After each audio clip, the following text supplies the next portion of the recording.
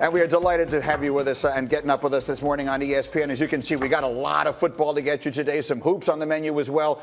But we're going to start in Los Angeles because, as I said, the drama was real last night, and Mark Teixeira is here, and we are ready to go with Game 5 for all the marbles, the Nationals and the Dodgers last night at Chavez Ravine, and things would start well for the home team, okay? Here we go. Tex, Steven Strasburg on the mound for the struggles for Kershaw, but on 3 pitches, he gets Adam Eaton, and the Dodgers fans are going nuts right now. And they could have taken Kershaw out then, and he would have had his moment, and they had a rested bullpen ready to go.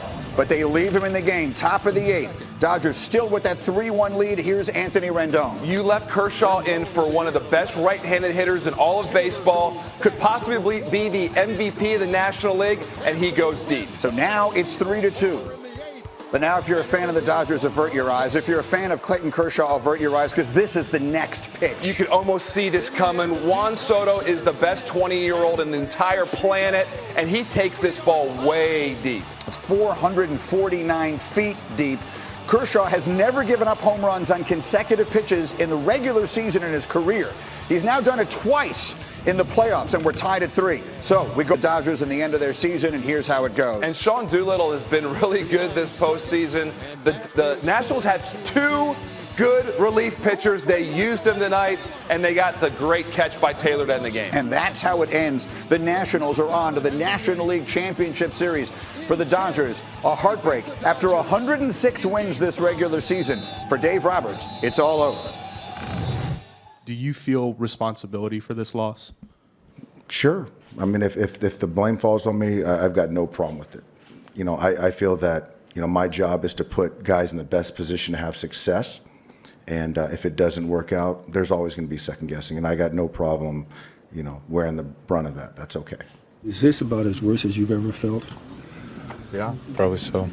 Yeah, I mean, I'm not going to hang my head. I'm going to be here. I'm going to continue to try to fight, continue to try to compete. I'm not going to shy away from it, continue to do it.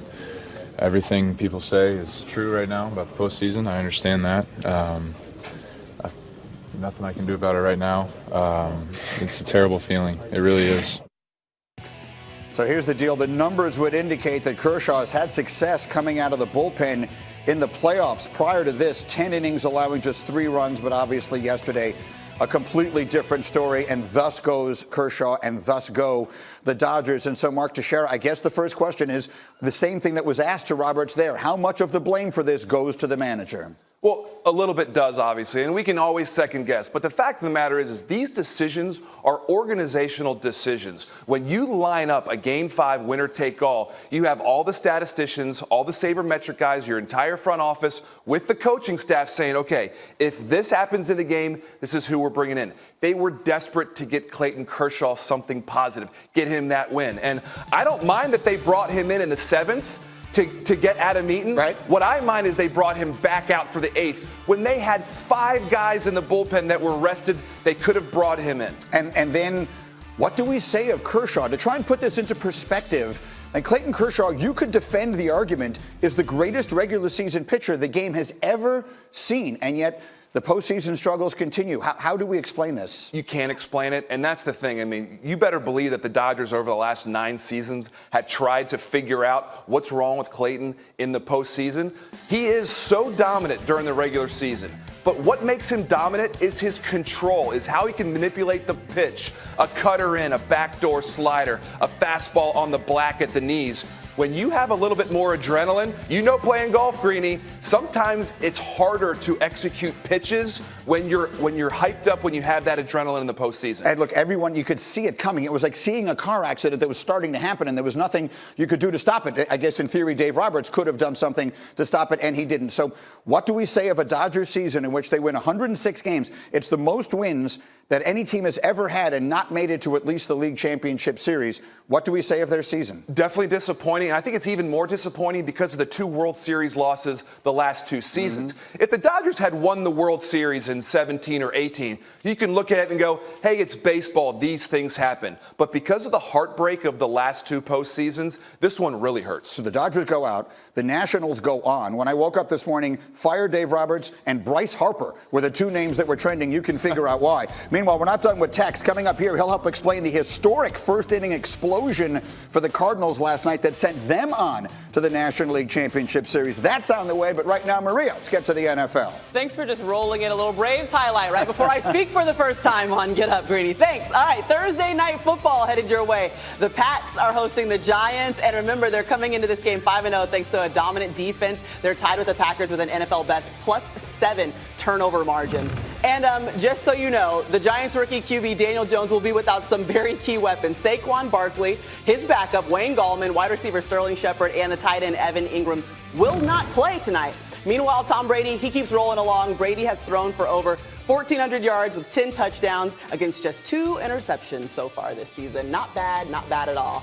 Damian Woody here with me and Schefter to break down this game. And let's start with you. I mean, other than the fact that Daniel Jones might have to run it, throw it, and catch it in this game, what are some of the updates that you have for our matchup tonight? Listen, you look at all the Giants that are ruled out tonight. That's going to change the way that they do business tonight. There's no other way of saying it. Take Saquon Barkley out of there. Take Wayne Gallman out of there. Take Sterling Shepard out of there. Take Evan Ingram out of there. It's amazing how decimated they are going into the game. Now, saying that, Daniel Jones will have to elevate his performance. There'll be more pressure than ever before on him. And there will be other players that have to come through. John Hilliman, Elijah Penny at running back, Darius Slayton and Golden Tate at wide receiver, Rhett Ellison at tight end. Names you don't ordinarily hear are going to be at the forefront tonight in a short week on the road against a very tough New England defense. So what are you saying here, Schefter? I'm saying it's going to be a very, very difficult matchup for the Giants. Okay, so then I'm not going to tell you to break down exactly what the Patriots need to do to win the game. Let's talk about where they could be vulnerable down the stretch. Are there any weaknesses in this team that started out fine? There's very few, but, you know, most people would talk about, they're not rushing the ball as much, considering what they were last year towards the end of the season, more ground and pound. Tom Brady, you know, under pressure, he tends to not do as well. You know, Washington Redskins kind of knocked him around a little bit last week, but I mean, Maria, you're talking about a team that's number one in scoring defense, number 3 scoring offense. The turnover differential, they're number 1. They're basically leading the league in almost every statistical category on both sides of the ball. That's what the Giants are facing on a short week. And I'd also say a short week seems to always work to New England's advantage. Yes. Very few teams seem to do as good a job as New England. I remember a couple of years ago they were playing on a Thursday night, and whereas most teams shorten up their playbook and go very basic, they expanded it and routed whoever they were playing in that particular matchup, and that's the kind of thing that the Patriots routinely do. They're just that much ahead of everybody else, right? Yes, and thoroughly impressed. How about this? They still have not allowed a passing touchdown so far this season. It's pretty incredible, Greeny. That's indeed right. So we look forward to that. Meanwhile, another big story in the NFL involves 49ers corner Richard Sherman, who says he will apologize to Baker Mayfield for saying that Mayfield snubbed him Monday night and didn't shake his hand. This coming, of course, after a video surfaced that showed the two of them shaking hands. Sherman talked about it on our buddy Pat McAfee's radio show yesterday. It's definitely my bad. I never want anybody to have to deal with some shit that they didn't do. And so the questions that he's going to get and the annoying nonsense questions about some stuff that happened in a game that's already been done, sure, he'll get an apology for that. I'll probably reach out to him via text or social media to actually get a hold of him and talk to him in person. I haven't had my phone on me. Just got out of practice, but I just heard that. It's nice of him. Did that bother you at all when he said what he did, that you didn't shake his hand and all that? No. I know what I did, but that's, the one time the camera and something recording me is, gone in my favor. Okay, so they shook it off like Taylor Swift would suggest that you should.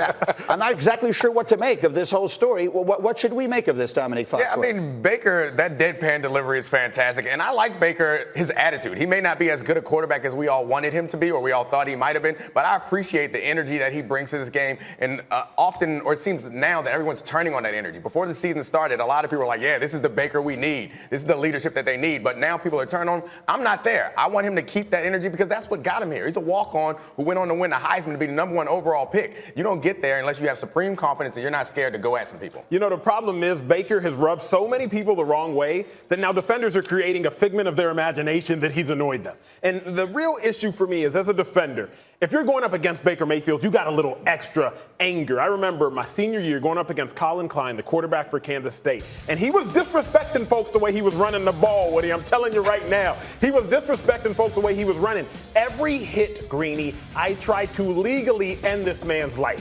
Within the realms of the game, with every hit. Now, mind you, he took each one like a champ, and he kept it pushing.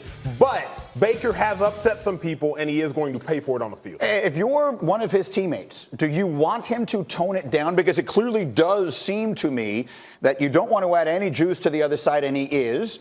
Or do you live with the fact that this is who the guy is and I'm following him? I don't want a person who's not who they are. Mm-hmm. If this is what has gotten Baker Mayfield to the point where he's at in his career. I think at the end of the day, what guys ultimately will say is, listen, we need to win football games. Okay, all the bluster and all that type of stuff is fine, but if you're not out here performing at the level that we're all striving to be, then what good is it? It's amazing to me that Baker Mayfield in this particular case did absolutely nothing wrong, and it's become a referendum on his personality. Like, we're talking about how the rest of the NFL views Baker Mayfield's personality when he did nothing wrong, when basically he was accused of not shaking Richard Sherman's hand, which he did. So why are we talking about Baker Mayfield? But let me ask you this, Schefter, let me ask you this. Don't you think he brought it upon himself? Like Meek said, at the point in which, now credit Baker's bravado. It is what got him here. College walk-on, everybody knows the story. He's from Austin, Texas.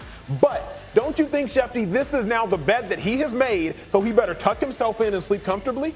We know he's rubbed some people the wrong way. I mean, I think we know that not